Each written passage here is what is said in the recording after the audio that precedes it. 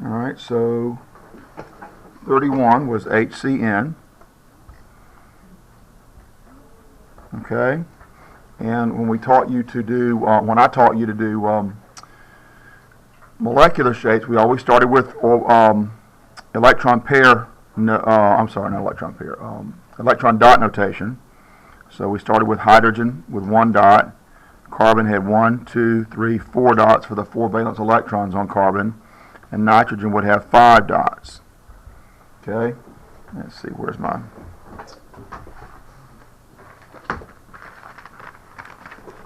So if you didn't do the makeup homework, you can take notes on this.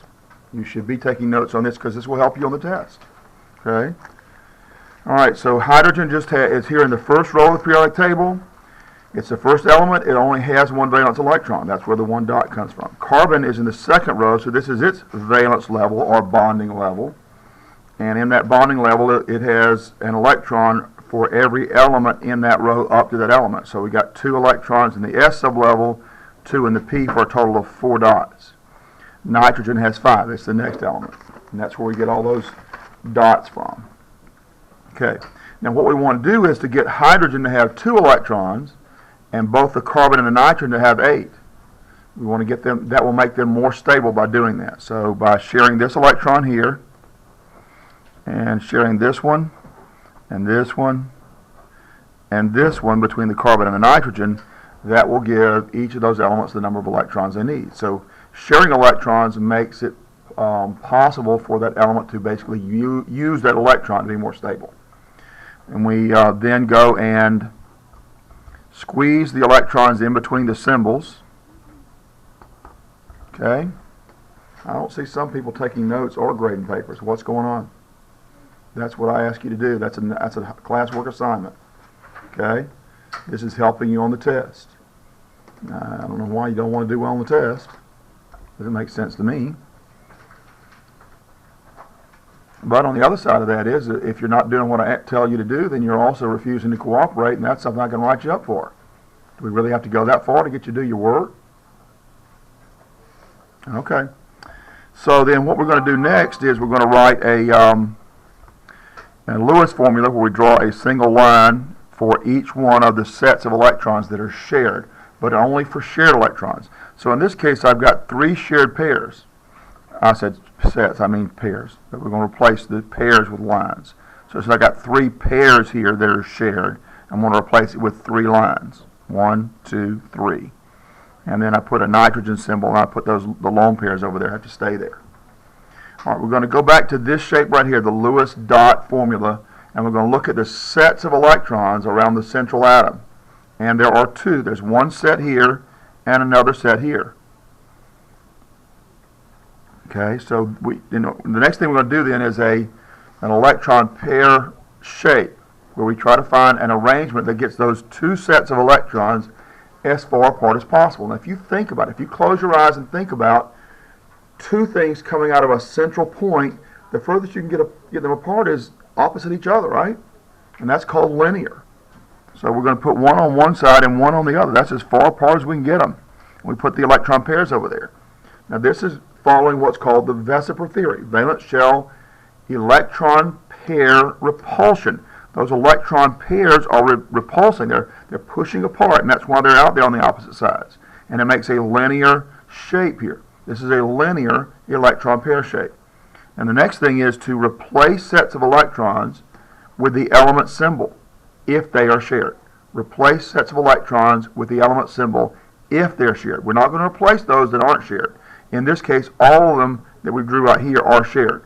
These 2 are shared with a hydrogen. So I'm going to put a hydrogen to a carbon here. And over here, I'm going to replace that set with a nitrogen. Okay? You want the angle to be exactly the same as in this drawing.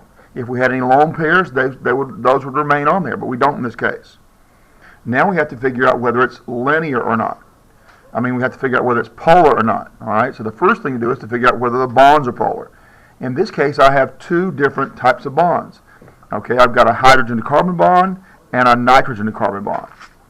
I'm going to go over here to the electron, or the periodic table of the electronegativities, and I'm going to look up the electronegativities. And I see that carbon has an electronegativity of 2.55, hydrogen has an electronegativity 2.1. So I need to subtract the smaller number from the larger number. So the electronegativity of carbon is 2.55. The electronegativity of hydrogen is 2.1. And when I subtract, I get 0.45. And we're going to, since we have an empty slot right there, empty slot under this, we need to round this off. And we get 0.5 for the electronegativity difference for this carbon to hydrogen bond, okay? Well, that is just barely polar, all right? So this is a polar bond right here. Because carbon has the higher electronegativity, the polarity is greater over here toward carbon. And the system we used for showing that was arrows. We put the arrow toward the carbon, and we could have put a kind of a plus sign over here next to the hydrogen. Because the carbon has the higher electronegativity, because the bond is polar, and carbon has a higher electronegativity, we show that the electronegativity basically flows in that direction, because it's higher here. Okay? Yeah?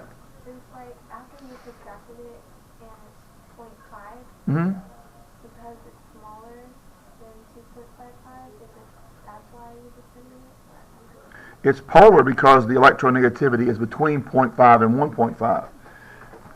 If you look in your text that I asked you to study the night before last, there were 3 pages in there, and there's a chart right on the top of page 178, and it shows you that polar covalent, the range of polar covalent electronegativity differences are from 0.5 to 1.5.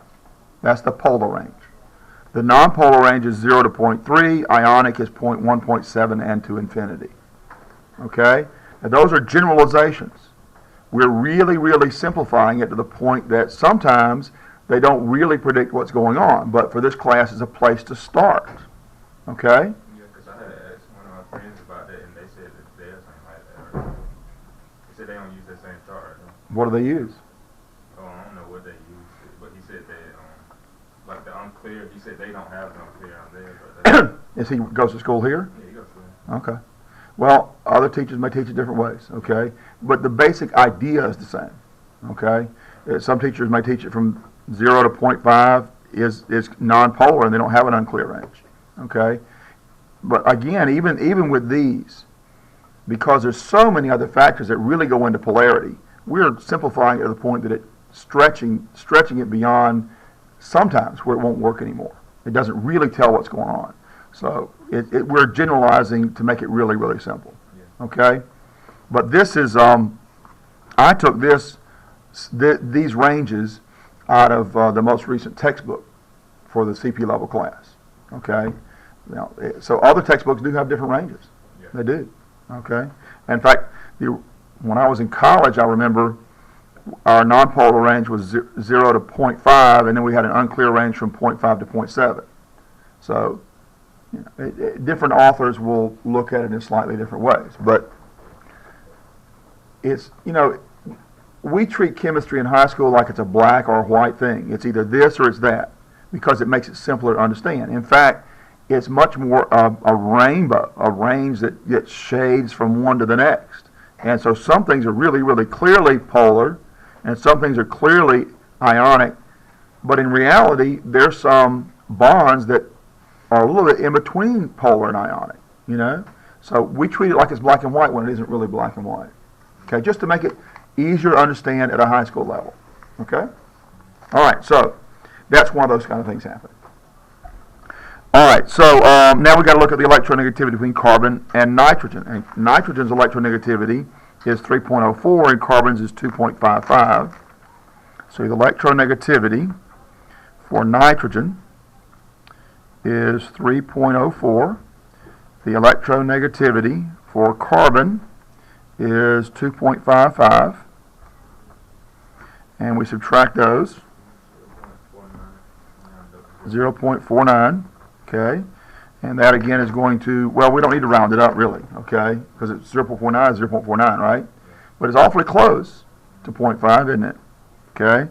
So we got an electronegativity difference then for this nitrogen to carbon bond of that, Okay?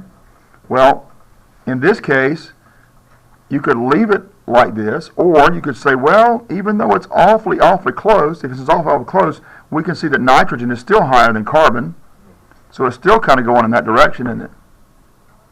Well, those are additive. They're helping each other. So what would you think? Polar or nonpolar? Yeah, it's clearly polar. Either way, if we think this is nonpolar, this one would make it polar by itself. With these together, it's still going to be polar.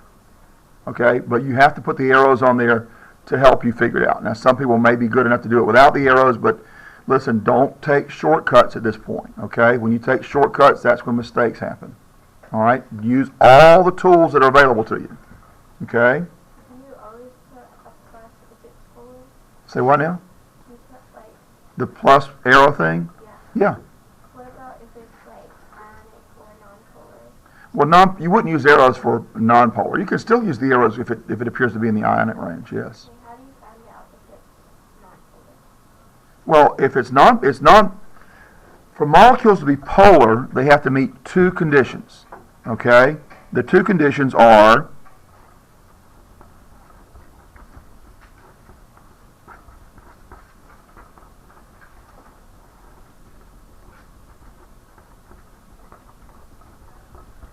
we have to have polar bonds,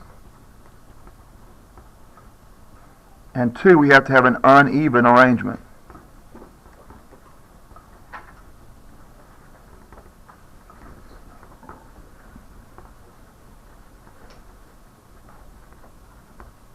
All right? Now this is kind of a little bit different in trying to figure out whether it's uneven. The arrangement of bonds is not uneven. But because we've got two different kinds of bonds and the direction is all the same, then that makes the whole thing uneven. Okay, so you got to look at the big picture. You can't look at just one thing and say, oop, that's it, we're done. You got to look at everything together.